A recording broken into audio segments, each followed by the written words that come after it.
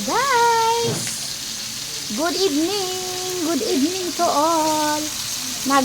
Nagprito lang kami guys ng ulam sa mga pinubring ulam lang guys. Kaya sa bulsa.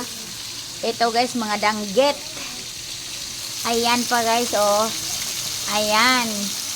Yung mga ano yan kanina. Asan na yung marami? Tapos, paksiw. Tingnan natin. Kumulo na to. Wow, paksiw. Wala, nalabo na tuloy. Ayan guys, paksiw ah. Ay, paksiw ang lola. Teka, punasan ko muna.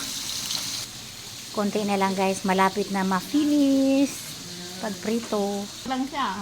Ah, diba guys, oh.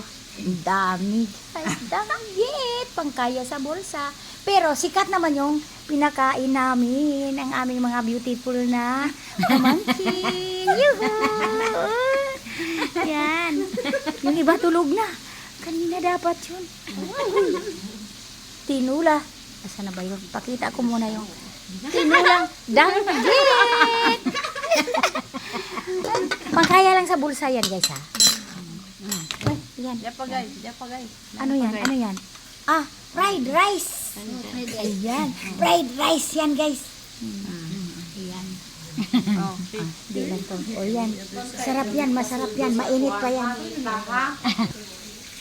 Balik ako dito sa ano. Ayan guys. Request nila yun guys eh. Magprito ng danggit. Ayan. Madaming danggit guys. Halagang ano nga yan guys eh. 2K. Ayan. Yung iba guys tulog na. Tulog na. Nandun sa loob. Nandito kami guys sa ano. Ayan. Paspasan namin pagluto kasi ano